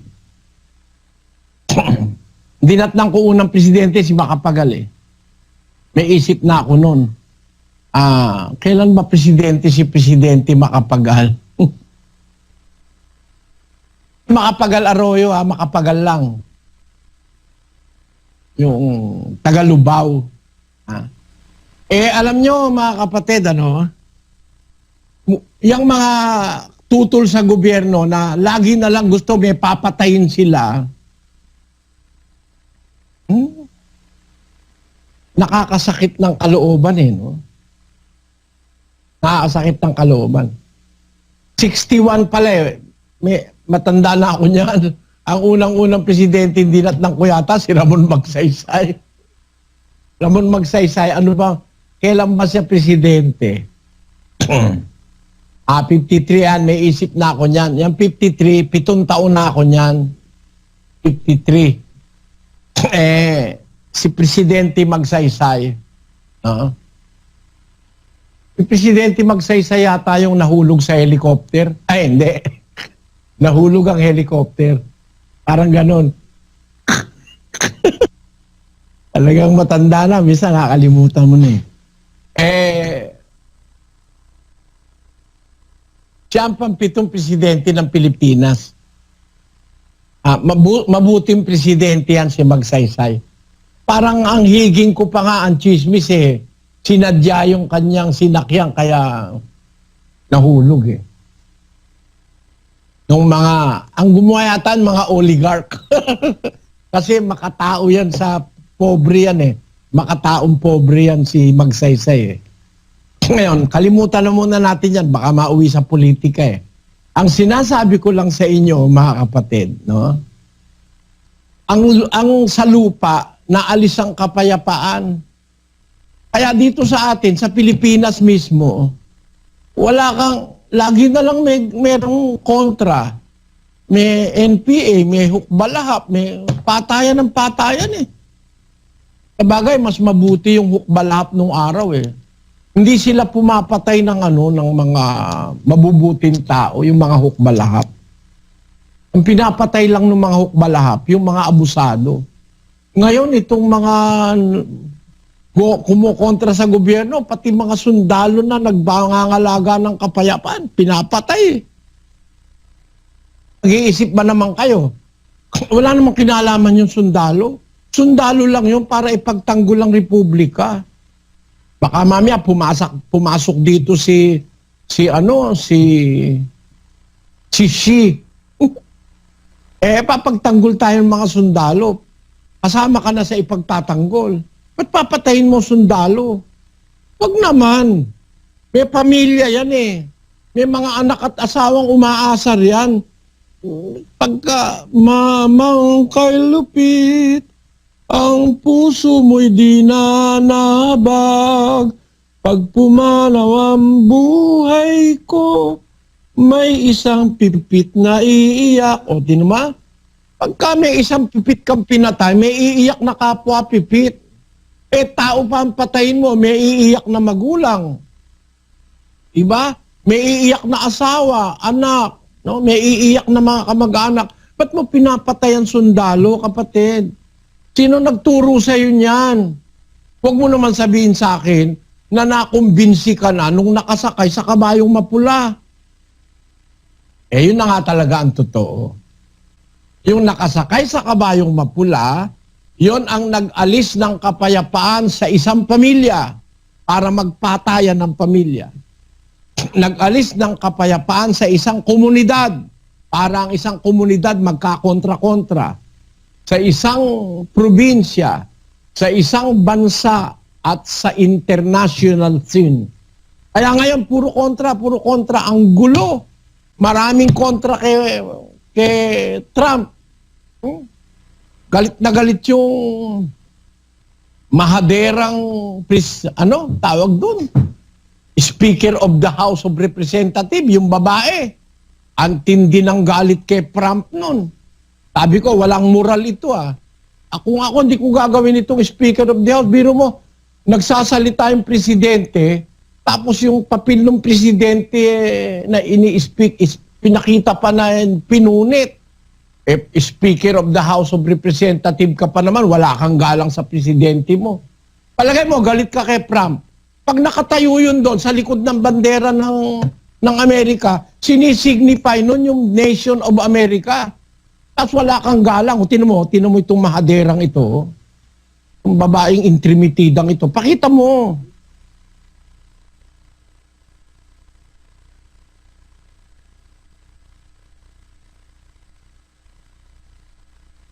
Pinunit yun, inlagay sa basurahan yung speech ni Trump. Kahit na hindi ka conforme kay Trump, presidente yan ng Amerika, igalang mo naman. Sila, away ng away. Galit yan kay Trump. Trump, galit din naman si Trump sa kanya. Wala nang kapayapaan sa mundo. Mga pinuno natin, gaya niyan. Galit kay Duterte yung si Trillanes. Asan ang kapayapaan? Ano sinasabi ni Trillanes kay Duterte? Tapos itong ating vice presidente, wala naman daw nagawa si Duterte sa drug. Marami kung alam ng mga drug addict, nagpakabuti, natakot sa tokhang. Nagpakabuti, alam mo bakit? Naanib sa iglesia eh. Natakot silang mapatay ng umanib na lang sa iglesia. Ayan, awa ng Diyos, hindi na nagdadrag ngayon. Pwede, may nagawa. May mga bumuti eh. Tapos sabi naman ng ating vice presidente, failure daw failure daw si Duterte. Kahit kailan may kontra eh. Kasi nga, hindi lang natin namamalayan, merong espiritu na nag-aalis ng kapayapaan sa tao, sa mundo. pakokontrahin ka, pakokontrahin yung isa para magkagulo-gulo na.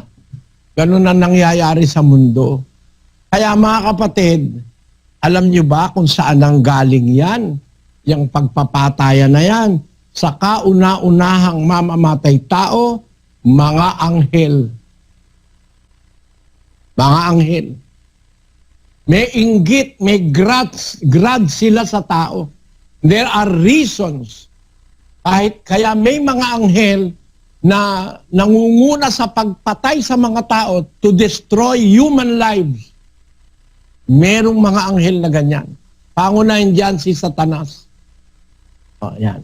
Tanungin nga natin sila, kapatid na Luz, kung itinuro ito sa kanilang iglesia, is Luz? Opo, Brad Eli, sige po, makiusap tayo sa ating isang bisita rito na nakatala, si kapatid na Esther.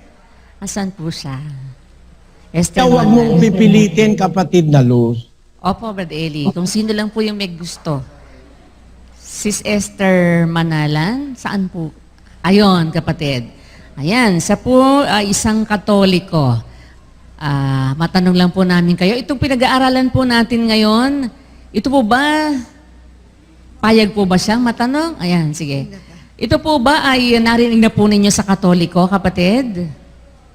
Itong pinag-aaralan natin ngayon, ito po ba narinig nyo na sa Katoliko? Hindi po. Ayan. Naintindihan nyo po ngayon? Masarap po pakinggan po ang narinig natin ngayon. Ayan. Salamat sa Diyos. Si kapatid na Doc Anselmo, siya nga ang tinungin natin muna. Kapatid na Dr. Anselmo, yung pinag-aralan natin ngayon tungkol po dito sa kabayong mapula, ito po ba narinig na po ninyo na ituro sa Katoliko or sa ibang relihiyon? Ayan, sa likod, kapatid. Hindi ko pa ho narinig sa Katoliko. Dito ko lang ho narinig sa Iglesia ng Diyos sa pamamagitan ni Brother Eli. Maraming salamat sa Diyos. Sige po, punta naman tayo ng Masinag, Rizal. Si kapatid na Robert Hans Galvez, Katoliko rin siya. Kapatid na Robert, naintindihan niyo po kapatid yung pinag-aralan natin ngayon? Opo, sis. Opo. Ano po masasabi niyo sa inyong narinig? Ngayon ko lang po narinig tong mga sinasabi ni Brother Eli. Nauunawaan ko naman po. Ayun, Kung ba salamat. kapatid na ang unang mamamatay tao, hindi tao? Mga anghel po. Ayan, si Satanas ang unang-unang mamamatay tao eh. May galit sila sa tao. Kaya dapat meron tayong matatag na pananampalataya sa Diyos kasi makapangyarihan yung mga anghel eh. Kahit na yung mga anghel ng Diablo, makapangyarihan yan eh. Pwede kanyang mahikayat sa paggawa ng mali. Pwede kanyang mahikayat sa rapin mo yung anak mo. O kaya patayin mo ang asawa mo. O kaya patayin mo ang kapwa mo tao. Lalo na pag nasa ilalim ka ng drugs. Yan ang dahil ng lahat ng pagpatay ng tao sa mundo ngayon. Yan trabaho ng mga mamamatay tao na pinangungunahan ng kauna-unahang mamamatay tao, si Satanas. Ang una niyang convert, si Cain. Ang convert niyang una para sa mga tao, ang unang convert niya sa mga tao, si Cain. Kaya si Cain, pinatay niya ang kanyang kapatid na si Abel. Yan ang dapat niyo maintindihan, mga kapatid. Kaya sa mundong ito, meron dalawang reality. Meron tayong hindi nakikitang reality. Bakit may ama? Ang anak niya pinagsasamantalahan niya. Tapos papatayin niya. Anak niya mismo. Ba't merong ganon? Hindi naman yun ang nature eh. Ang nature po kasi sa Diyos eh. Ano ba ang nature? Ang nature yung inahing manok. Makikipagpupugan yon para ipagtanggol yung kanyang mga sisew. No? Makikipag-awa yun.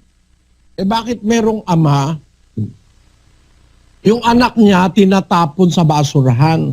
Ba't merong ganong ina? Meron pong puwersang hindi tayo nakikita. Yon ang espiritu ng mga demonyo at ng mga anghel na kalaban ng Diyos na nagtuturo sa taong pumatay ng kapwa, mawalan ng awa. Nawalan ng kapayapaan sa lupa. Ang isang dahilan niyan, mga kapatid, na pinakatamang-tama sa Biblia, yung nakasakay sa kabayong mapula na pinagkaloob ang mag-alis sa lupa ng kapayapaan upang magpatayan ng isa't isa. Binigyan siya ng isang malaking tabak. Yan. Ang kamatayan ng tao, mga kapatid, ngayon, magugulat ka, pati mga estudyante sa eskwela, pinapatay yung kapwa. Very real. Tamang-tama ang sinasabi sa Biblia. Ang nakakalungkot lang, hindi ito itinuturo para ma-realize sana ng tao that we are not that bad. Hindi tayo ganung kasasama. May nagpapasama sa tao. Kung matuklasan mo sanang hindi ka naman talagang masama, meron kang chance magpakabuti. 7 ng Ecclesiastes, versikulo 29. Narito, ito lamang ang aking nasumpungan na ginawang matuwid ng Diyos ang tao, ngunit nagsihanap sila ng maraming katha. Hindi naman tayo masasama Ang tao per se hindi masama. Ginawa tayo ng Diyos sa kanyang larawan at wangis. Natural na ang tao'y mabuti. Kaya nga ang bata, pagkapanganak ng bata, makikita mo mabuti ang bata Wala pa siyang nalalaman kasinungalingan, wala pang impluensya sa kanya. Yung bata, malalaman mo, mabuti naman ang bata 2 taon. Mga bata, 3 taon, naglalaro. Mamiyang konti, nag-away. Mamiyang konti, wala nang sama ng loob. Ang tao ginawa ng Diyos mabuti. We were created righteous in the image and the likeness of God. Bakit tayo masyadong nakurap? Meron pong spiritual word. May mga espiritong naggagawa niyang katakot-takot na kasamaan na yan. Aalisin ang kapayapaan, ang pag-ibig, aalisin para maggalit, magpatayan ng mga tao sa isa't isa. At ang mga relihiyon na nagpapakunwaring meron daw kilalang Diyos, sila mismo nagpapapatay ng kanilang kapwa. Yan. Tiyak na tiyak sa demonyo lahat yan Wala sa Biblia na ang taong pumapatay ng kapwa sa Diyos. Wala yon. Sa demonyo lahat ng mga mamamatay tao, pumapatay ng kapwa, kuminsan kahit walang dahilan. Kuminsan dahil sa pera. Ba't ganun? Ba't nagkakaroon ng ganun? Kasi po, merong nagpapagawa ng masama. Hindi tayo taal na masama. Hindi tayong katutubong masasama, mga kapatid, mga kababayan, kahit sino ka. Kahit ikaw, Mr. Tayag, hindi ka naman katutubong ganyan Na-impluensyahan ka lang ng iglesia mo para sabihin mo, walang mapapala sa akin Ang totoo, tuloy mo lang makinig, may mapapala ka. Yung hindi tinuro sa'yo ni Manalo, maintindihan mo rito. Na ang unang-unang mamamatay tao, hindi tao. Masasamang espiritu, mga anghel, na kumokontra sa Diyos at merong inggit sa tao. Kaya ang tao gusto nilang lipulin. Gusto nila na ang tao ay mapasama na. Mapariwara na. Yan ay isang sikretong hindi alam ng marami. Pero kung alam lang natin na hindi naman tayo talagang masasama, meron lang mga anghel na lumaban sa Diyos na mga mamamatay tao kagaya ni Satanas para tayo kumbinsing magpatayan. At least magkakaroon ka ng enlightenment, maliliwanagan ka na pwede ka namang magbago, huwag kang papatay ng kapwa, kapatid. Yung asawa mo, mahalin mo. Yung anak mo, mahalin mo. Huwag mong gagawin yung gawa ni Satanas na pati mismo anak mo, papatayin mo, ilalagay mo sa basurahan o kaya marami. Mahirap nang banggitin lahat. Pero sana nauunawaan nyo, mga kapatid, itong nasa 6 ng Apokalipsis, versikulo 4, na nakasakay sa kabayong mapula. Ito ang nag-alis ng kapayapaan sa lupa. Ito po'y espiritong galing kay Satanas para ang tao'y magpatayan sa isa't isa. Kasi si Satanas ang unang-unang mamamatay tao. Yan dapat yung naiintindihan yan. Para magkaroon tayo sa puso ng insight, para makawala tayo dun sa mga nararamdaman nating gusto mo pumatay ng tao, gusto mo yung asawa mo amaanan ang kulog at kidlat, parang si Manalo. Nung magalit sa mga ministro niya, ang panalangin tamaan ang kulog at kidlat Pero mo to sinabi ni Manalo ito, ito ang wala kang mapapala dito sa kay Manalo. Pakinggan nyo. Pero, isipin nyo, dumadami tuloy ang ating po. Nagagalit kayo sa opisina. Pati mga taga-opisina, kinakalaban ng ibang mga manggagawa. Pagka nag-uulat sa akin, kagalit. Saan nyo gusto-gusto? Paano ating gagawin sa iglesia? Kayo maghahari sa iglesia? Hindi. Tamaan kayo ng kidlat at kulog bago mangyari yan. Kaya sabi ko sa Diyos, napakarami ho namang dapat bahaing manggagawa. Bakit hindi mo siyang binaha? Para malipol ang mga tampalasang taong ito. Kita nyo? Gusto niya malipol. Ba't ganun? Kung ang tao nagkasala, dapat ituwid mo. Huwag mo pabayaang malipol, tamaan ng kulog at kidlat. Ano ba ito? Anghel ba ni Satanas ito? Ba't ang gusto yung malipol yung kanyang mga manggagawa? Na dahil doon sa mga manggagawa niyang kanyang kinasangkapan, lumaki ang iglesia niya. Naging bilyonaryo siya. Ba't mo naman papanalangin, malipol! Tamaan ng kulog at kidlat. O, tanyo, yung espiritu na yun, hindi galing sa Diyos yun. Galing kay Satanas yun. Na ang gusto ni Satanas, malipol niya ang tao, spiritually and physically. Yan po ang espiritu na nakasakay doon sa kabayong mapula. Inalis sa lupa ang kapayapaan para ang tao magpatayan. Kaya nauso, gera. Alam nyo ba yan, gera? Yan ang isa sa sinabi ni Kristo. Coincidentemente. Paano coincidentally, mga kapatid. Coincidentally. 4 na mga bayo yan, na maghahasik ng lagim sa lupa. Coincidentally, 4 din yung sinasabi ni Kristo na yan. Mateo 24:7. Sapagkat magsisitindig ang bansa laban sa bansa at Sige, ang kapatid, kaharian laban sa kaharian Gera yan. Tapos, at magkakagutom 2. at magkakasalot Ayan. at lilindol sa iba't ibang dako. Ayan. Coincidentally, kadiwa nung sinasabi ni Kristo yung nakasakay sa kabayo no? No? Titindig ang bansa laban sa bansa, kaharian laban sa kaharian. Di ba? Gera yun. Yun yung sinasabi dun sa Apokalipsis 6:3. Tapos, yung una, yun yung sinabi ni Kristo nung magtanong mga alagad, ano magiging tanda ng pagparito mo? Mag-ingat kayo, maraming lilitaw, bulaang propeta. Yun na nga yung nakasakay sa kabayong maputi. Ang mga bulaang propeta ang simboliko nun. Tapos itong kabayong mapula, ito naman yung magkokos ng mga gera.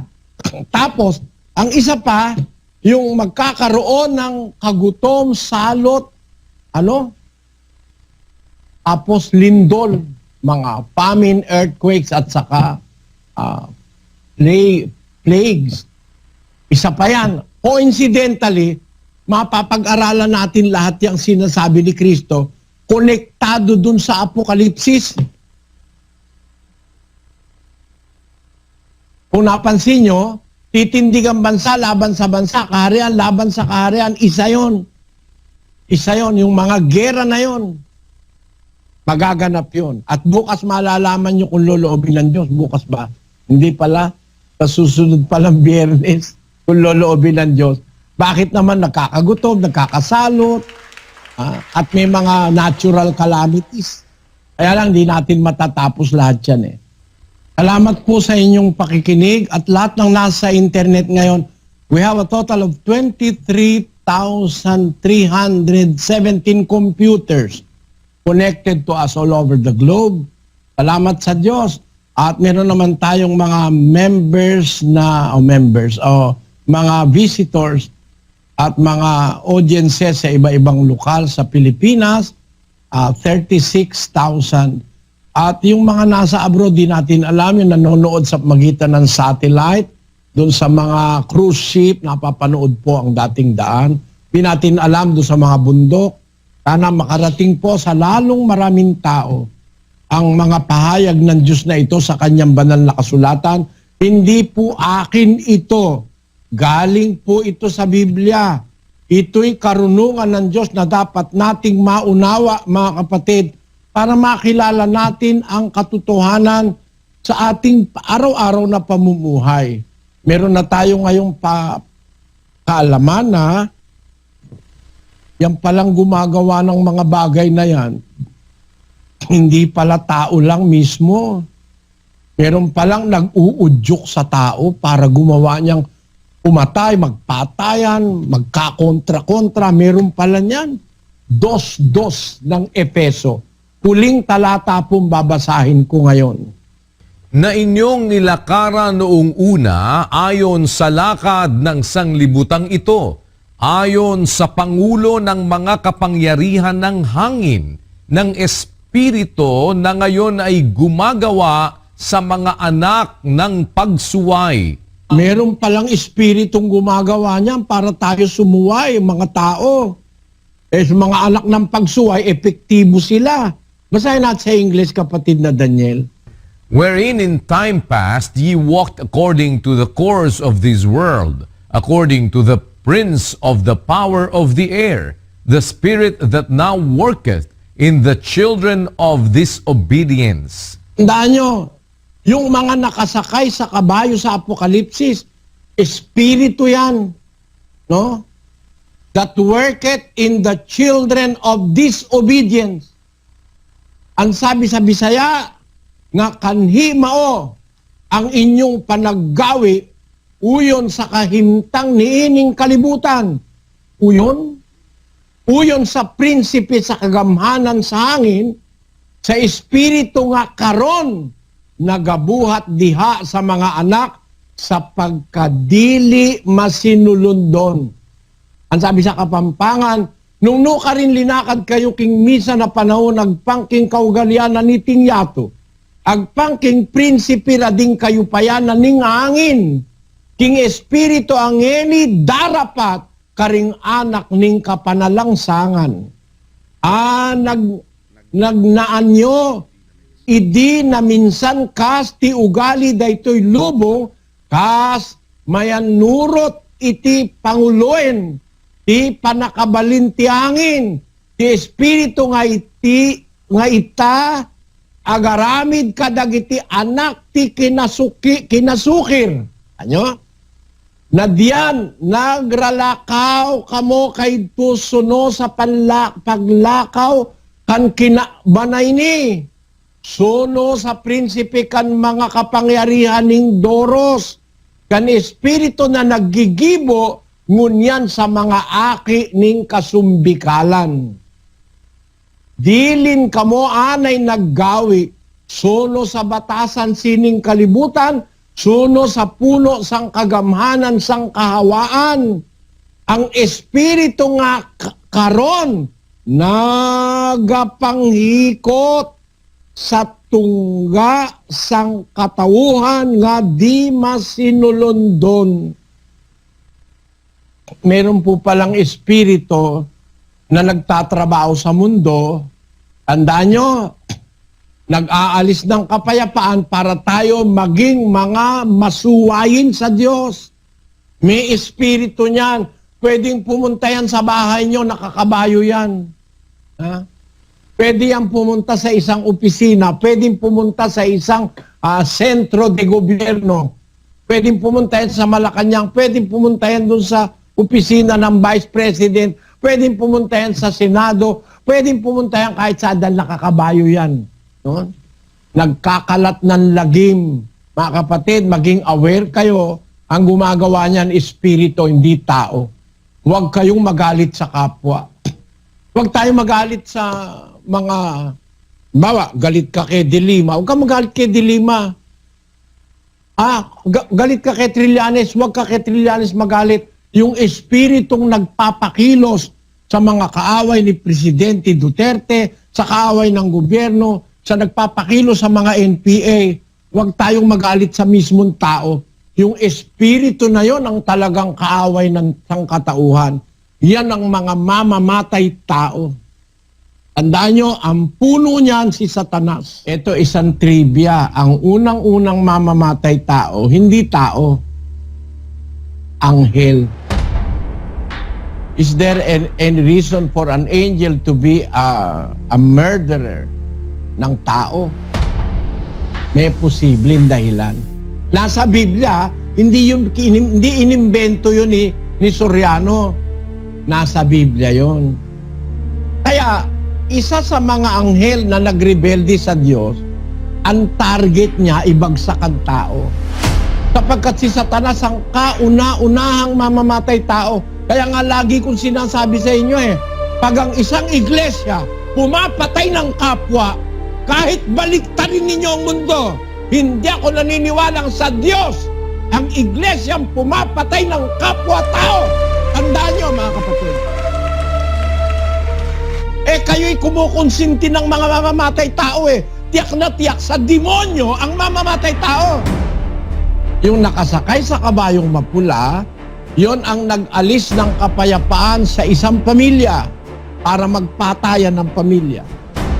Nag-alis ng kapayapaan sa isang komunidad para ang isang komunidad magkakontra-kontra.